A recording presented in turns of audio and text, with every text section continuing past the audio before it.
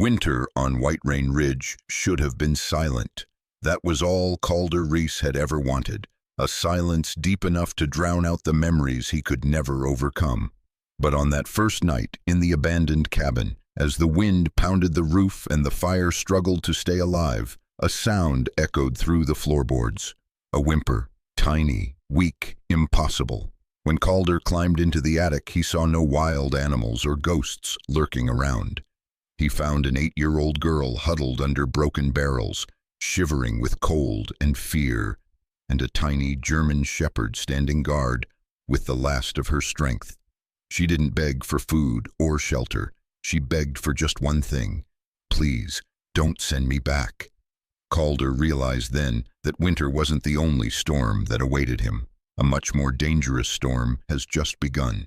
Before we begin, please like and follow us to hear stories of courage, loyalty, and love from true warriors.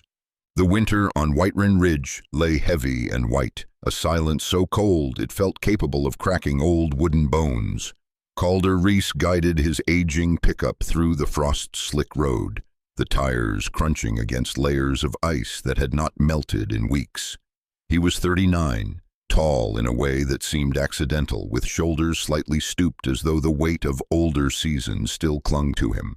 His dark blonde hair showed streaks of premature gray, and his beard, kept short but not meticulously trimmed, roughened a jaw carved by years of mountain wind and harsher memories.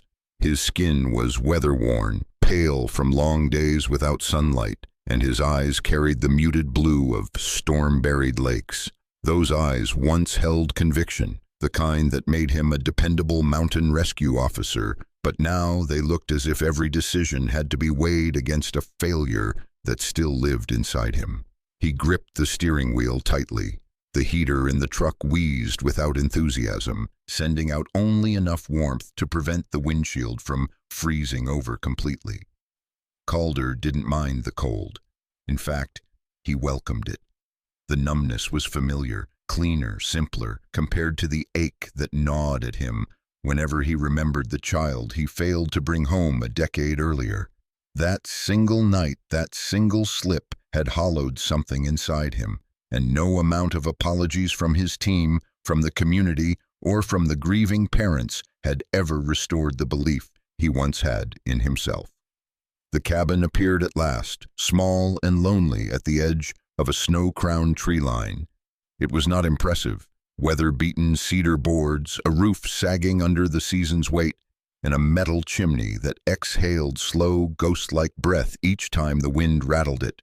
But to Calder, it was exactly what he needed: isolated, unremarkable, forgotten by most maps, a place where memories might finally grow quiet. He stepped out of the truck, boots sinking into powdery snow, the cold air biting instantly at his beard. He wore a thick charcoal parka with a fur-lined hood, the kind issued to winter responders, though his had been stripped of all insignias. A long gray wool scarf wrapped twice around his neck, shielding him from the wind's sharp teeth. As he walked toward the cabin, he could feel the old boards groaning under his weight, as if the house were waking reluctantly to a new owner.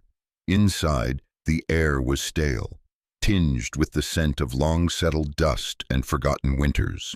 Calder surveyed the single-floor layout: a narrow kitchen with a rusted stove, a living space with a stone fireplace, and a ladder leading to a small loft overhead.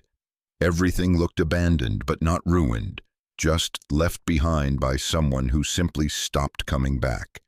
Perhaps they, too, had been running from something.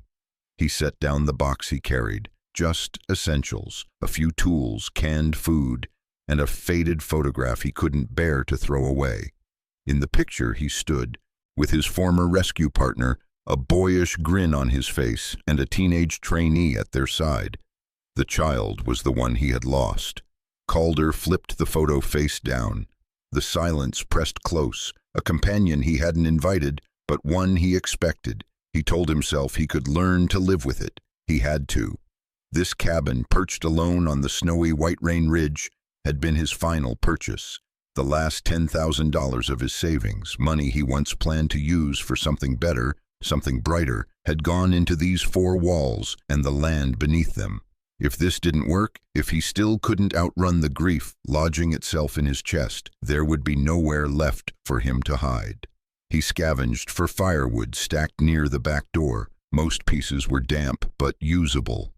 As he knelt by the fireplace, striking flint until sparks finally caught on the dried bark, he felt a shifting inside himself. Something small and unsure. Hope, or just the human instinct to survive? He wasn't certain. The flames grew, crackling softly, painting the room in amber light. Calder lowered himself onto the worn sofa, letting the heat seep into his bones. He breathed in slowly, trying to steady the tremor that often came before sleep.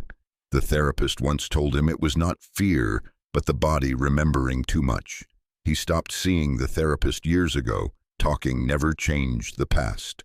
Outside, the snow grew heavier, swirling in tight circles as if the mountain were whispering its own secrets. Calder pulled his parka closer and glanced toward the loft, where faint drafts slipped through the seams of the roof. He made a mental note to fix that in the morning. Tonight he would rest, or try to, but as the fire crackled he couldn't shake a strange sensation, like the cabin was not as empty as it looked. He dismissed it as the usual trick of a new place settling around him. He closed his eyes, telling himself again and again that he had come here for peace, that Whitereign winter would bury the echoes of the past. Yet deep down, beneath the ache and the exhaustion, Calder knew silence was never truly empty, and fate rarely granted the peace a man begged for. The first night in the cabin pressed cold and hard against the windows, the northern wind clawing at the wooden seams like a restless creature. Calder Reese crouched near the fireplace, coaxing reluctant flames out of damp logs.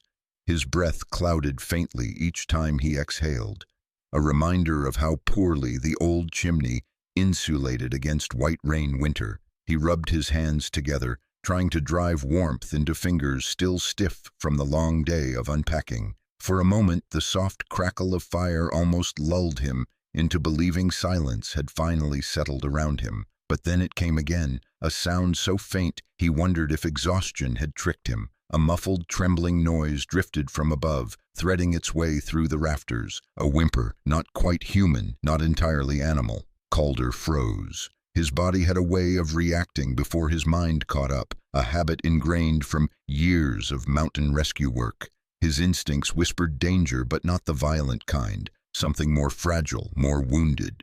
He reached for the flashlight resting on the mantel. The metal felt icy in his hand. As he angled the beam upward toward the attic hatch, a gust of wind slammed against the cabin, making the ladder tremble slightly. Calder swallowed hard and climbed. The rungs were cold beneath his palms, and every creak echoed like a warning through the tight wooden space. When he pushed open the hatch, a swirl of snow-dusted air met him. The attic was dim, its corners clogged with old crates and warped boards. The roof had thin cracks that let needles of winter through, scattering frost onto the floor in uneven patches. But what caught his eye was movement. Small, shivering movement tucked behind a stack of forgotten paint cans. Calder stepped closer, raising the flashlight slowly, as if approaching a wounded animal, which in a way he was. There, curled in the shadow, was a little girl no older than 8. She had a slight frame, delicate shoulders poking through a child-sized coat that was pitifully thin for the season. Her hair, a tangled curtain of pale brown, fell across her cheeks, which were blotched red from the cold. Her skin was so pale it almost looked translucent under the harsh beam of light, and her small hands, pressed tightly against her chest, were tinged violet from frost. Her eyes, wide and startled, were the color of green glass flecked with gold, beautiful but dulled by fear and exhaustion. This was Elowen Prize, though Calder did not know her name yet. The way she shrank from the light, tucking her knees tighter, told him she had learned to fear unfamiliar adults. Whatever life she had lived before this attic had not been gentle, but she was not alone. Pressed against her side was a young German shepherd, perhaps 1 year old, maybe less. His coat, a mix of black saddle and warm tan, was matted with ice in places. His ribs showed slightly beneath his fur, evidence of too many days with too little food. Yet his posture, body curved around the girl, head lifted despite fatigue, radiated fierce, instinctive loyalty. His amber eyes locked onto Calder with a protectiveness far too intense for a dog so young. This was Brisk, though again Calder would learn the name later. Brisk emitted a low growl, not aggressive, more a warning that he was alive, alert, and willing to defend the child, even in his weakened state. Calder slowly lowered himself into a crouch. His knees popped softly, but he ignored the sting. "Hey," his voice cracked, unfamiliar after hours of silence. "It's all right. I'm not here to hurt you." Elowyn flinched anyway, pulling her coat tighter. The movement made the dog press closer, chin resting across her legs. Calder's heart twisted at the sight. He recognized terror, the quiet, exhausted kind that lived inside people who had run too far and trusted too little. He held out a gloved hand, palm open, not reaching for them but showing he had nothing to hide. The dog's growl softened, but didn't fade. Calder noticed the girl's lips tremble, not from cold alone but from a question she desperately needed answered before she would surrender even a fraction of trust. Was he safe? He shrugged off his thick parka, the blast of cold biting instantly through his sweater. He inched forward, not touching her, simply draping the warm coat around her shaking shoulders. She stiffened, then sagged slightly as heat wrapped around her. "Come on," he murmured. "You'll freeze up here." He gathered her carefully, expecting resistance, but she was too weak to fight. Brisk, however, pushed up unsteadily on trembling legs, refusing to leave her side. Calder lifted the girl into his arms. She weighed almost nothing, and gestured for the dog to follow. His paws slipped on the cold boards, but he moved anyway, determined to keep her in sight. They retreated down the ladder and back into the cabin's dim warmth. Calder placed Elowyn near the fireplace, wrapped her in blankets, and encouraged Brisk to curl beside her. Flames cast trembling orange light across her small face. She watched him with a wary, searching gaze. When she finally spoke, her voice was a thin whisper, ghost-like in the cold air. "Please, don't give me back to him." The storm outside softened to a quiet snowfall, the flakes drifting down like pale ashes from a sky too heavy to hold them any longer. Calder Reese sat beside the fireplace, watching the flames flicker across the girl's small, frightened face. Elowyn Pryse looked warmer now, though only slightly. Her thin shoulders still trembled beneath the oversized parka he had wrapped around her, and Brisk, the young German shepherd, lay curled against her side, but his ears stayed lifted, alert to every sound the cabin made. Both child and dog behaved like creatures who had learned the world was not safe. Elowyn's hair, a messy veil of pale brown strands, clung to her forehead as she lifted the mug of broth with hands still reddened from frost. Her small fingers shook so badly Calder reached out once, instinctively, to steady the cup, but she flinched, pulling it close to her chest. Not in anger, just fear, the deep kind, the trained kind, the kind children should never know. Calder withdrew his hand slowly, offering her space. She ate in small, hesitant sips before she finally began to speak. The words came in fragments at first, like thin ice cracking near a riverbank, soft, uncertain, but unable to be held back. Calder leaned in without crowding her, his posture steady, his eyes calm. Years of rescue work had taught him patience. Trauma never told its story quickly. Elowyn explained that she had been placed with a man named Harlan Vexley several months earlier. Though Calder had never heard of him, the way she said the name made his skin tighten. Elowyn described Harlan as a tall, bony man with thinning auburn hair and a narrow face that always seemed stretched too tight. His grayish-blue eyes rarely blinked, giving him an unsettling habit of staring through people rather than at them. He spoke softly, but with a cold authority that made every command sound like a warning. Elowyn described how he never smiled, never comforted, and how every action around him felt like moving through a room full of broken glass.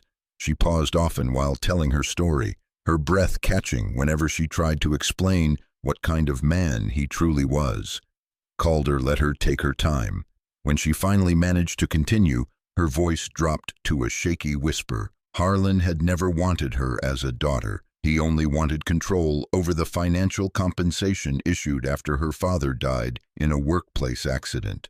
Elowen explained her father with a few trembling words, a gentle mechanic with rough hands and warm eyes, a man who loved fixing old radios and making pancakes on Sundays.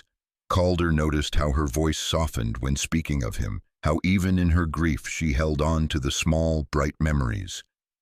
The contrast to Harlan Vexley was sharp, painful. When Elowen discovered ledger notes in Harlan's office, a room she was forbidden to enter, she realized he had hurt other children before her. "They didn't stay long," she whispered. "Nobody ever asked why." Calder felt a chill creep deeper than winter cold.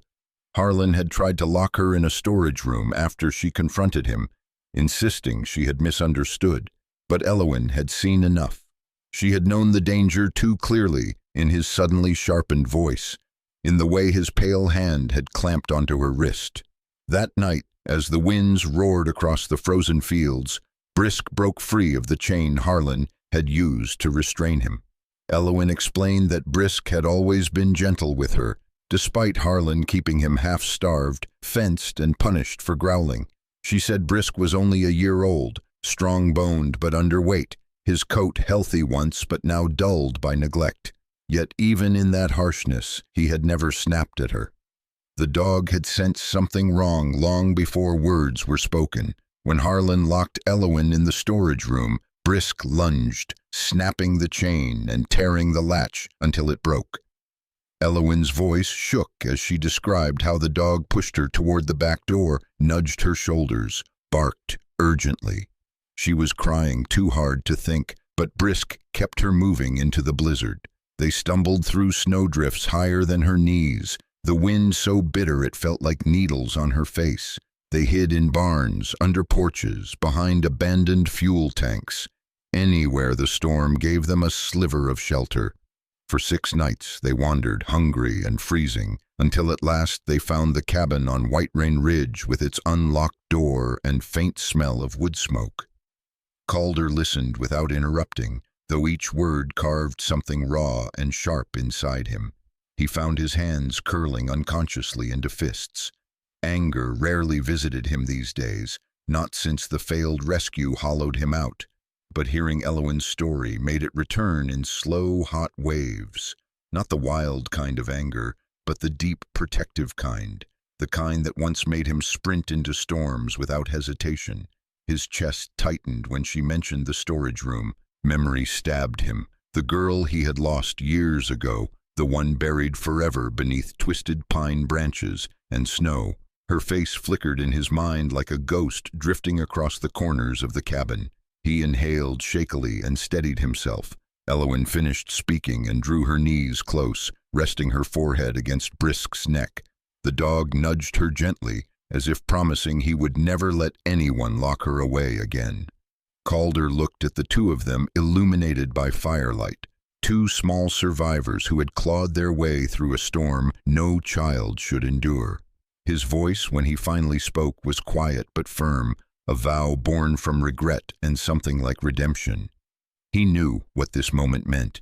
He realized life had handed him a second chance, a chance not to fail a child again. The morning snow fell in slow, heavy sheets, blanketing Whitereign Ridge in a silence so dense it felt oppressive. Calder Reese stepped outside to fetch more firewood, crunching across the icy porch, his breath drifting upward like pale smoke. He had slept little. The night had been too full of worry, too full of the weight of a child's whispered fear. As he reached the bottom of the steps, something unusual caught his eye. Indentations in the snow, human footprints pressed deep enough that even the night's snowfall hadn't erased them. Calder crouched, brushing away loose powder until the imprint sharpened beneath his fingers. Not fresh, but not old either, A day, perhaps two. His jaw tightened. Someone had been close. Someone following small tracks and the faint trail of a desperate escape. Someone who knew where to look. Someone who wanted the girl back. Calder straightened slowly, scanning the tree line. The pines stood motionless in the cold wind, but the unease in his chest rose like an old ghost. He knew Harlan Vexley's type, controlling men with brittle tempers and hollow eyes, men who believed the world owed them obedience. Calder had rescued people from such men before. He had also failed to rescue one. He carried the memory of that failure the way other men carried scars, invisible but burning. Inside the cabin, Elowen Prize sat wrapped in blankets near the fire, her small frame still stiff as if anticipating danger. Her green-flecked eyes kept flicking toward the window as though expecting a shadow there. Brisk, the young German shepherd, rested beside her but with his ears alert, muscles coiled beneath his black and tan coat. The dog hadn't slept much either. Calder forced himself to speak lightly when he returned.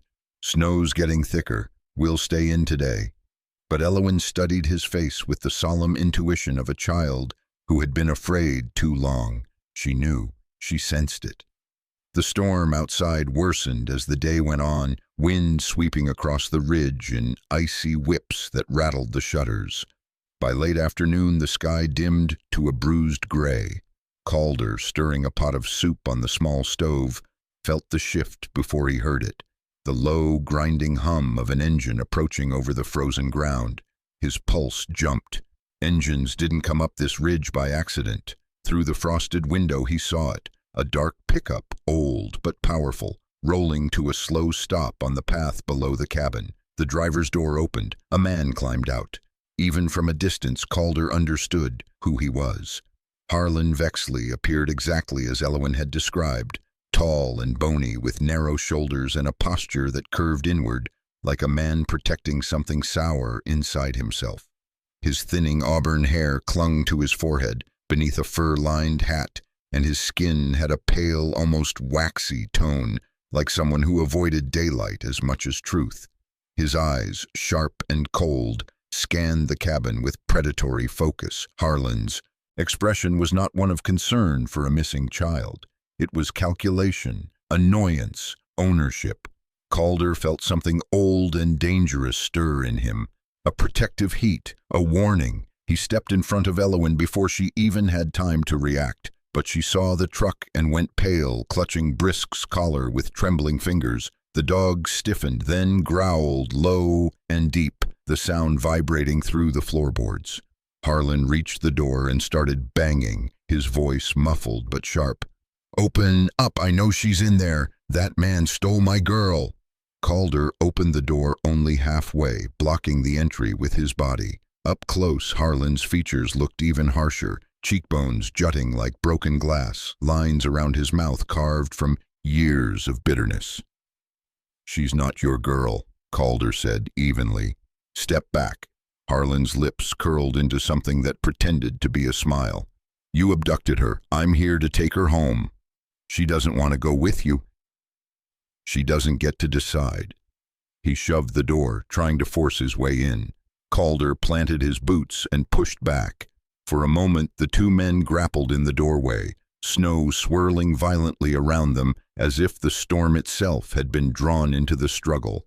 Then Brisk exploded forward with a bark that split the air. The dog lunged, not to bite, but to defend, to warn. Harlan stumbled back, startled by the force behind that young, underfed body. Calder stepped fully outside, pushing Harlan away from the door. The wind howled across the ridge, whipping snow between them like shards of glass. "Leave," Calder said, voice hard enough to cut through the storm. Harlan's face twisted with fury, not fear. Fury, a promise of return.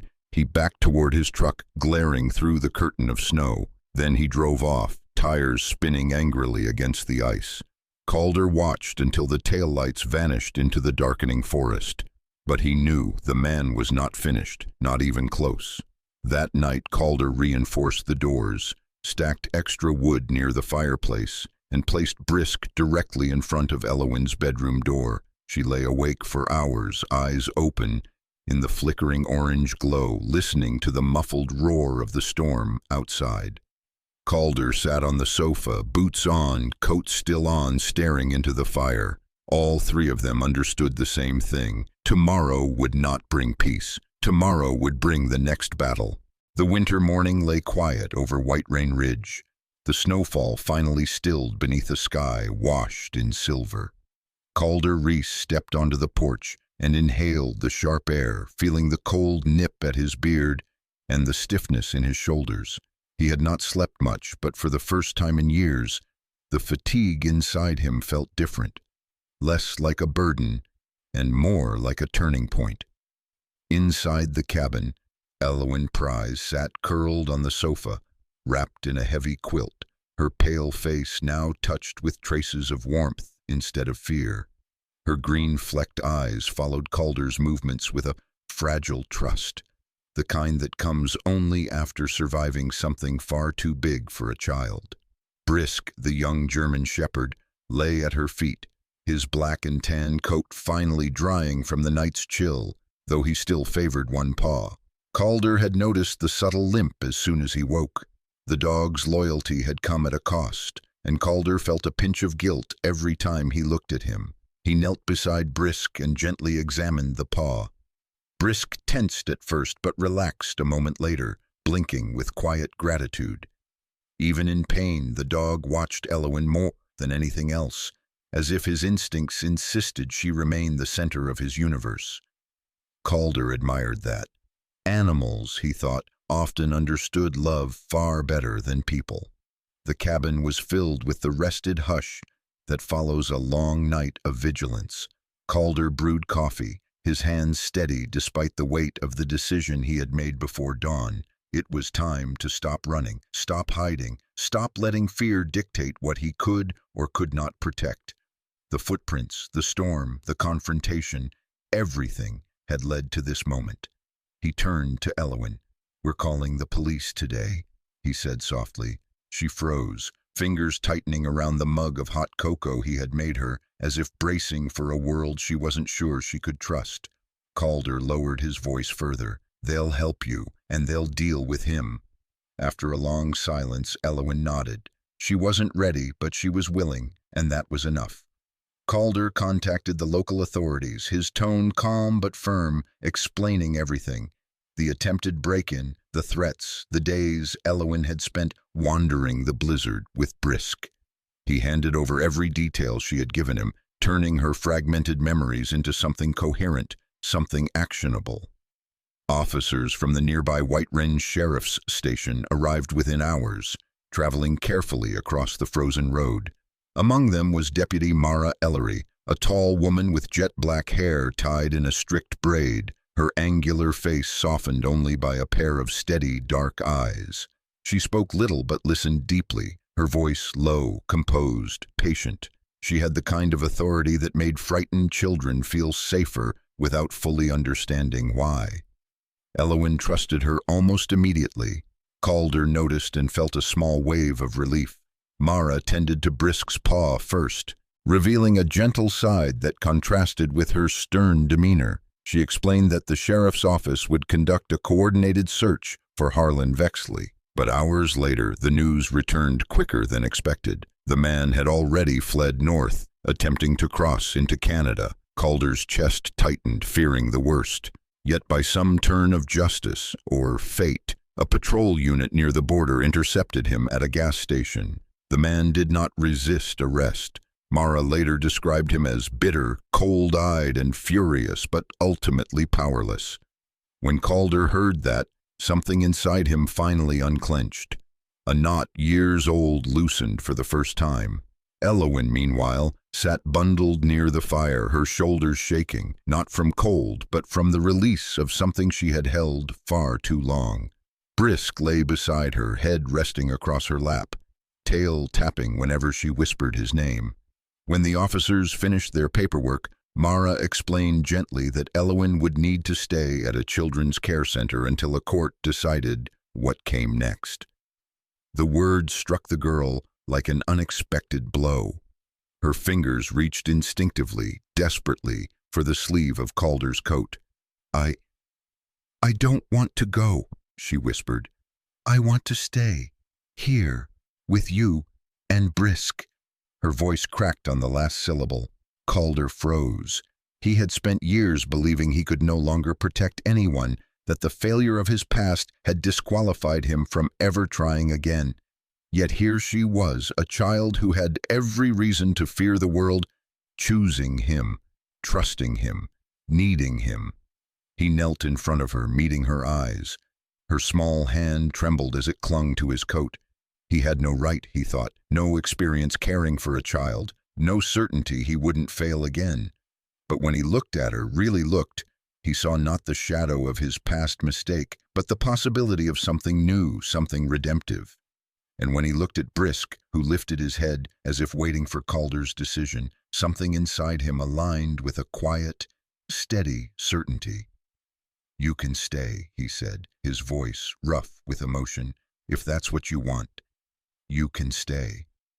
Elwyn exhaled a shuddering breath and nodded into his shoulder. Brisk leaned close, pressing against both of them as though sealing a pact. From that moment, everything shifted. Calder understood the truth fully. Elwyn needed a home, Brisk needed a family, and he, despite all his brokenness, needed both to become the man he had once hoped to be. As the day faded into night and the sky turned the color of muted steel, the cabin no longer felt like a refuge, carved out of loneliness. It felt warmer, brighter, alive. The house on Whitereign Ridge, once a place meant to bury the past, now held the soft glow of a new beginning. A man, a child, and a young German shepherd, 3 souls who found each other in the coldest winter. In the quiet glow of that little cabin on Whitereign Ridge, one truth stood brighter than the winter sun. Sometimes the greatest miracles don't arrive with thunder or angels or blinding light. They come softly, in the shape of a frightened child, a loyal dog, and a man who thought he had nothing left to give. And perhaps that's how God works most of the time, not with the noise of the world, but with the gentle nudge that leads broken people to one another. A child who needed a protector, a dog who needed a family, a man who needed a second chance. 3 souls crossing paths in the coldest season, not by accident, but by a grace bigger than any storm.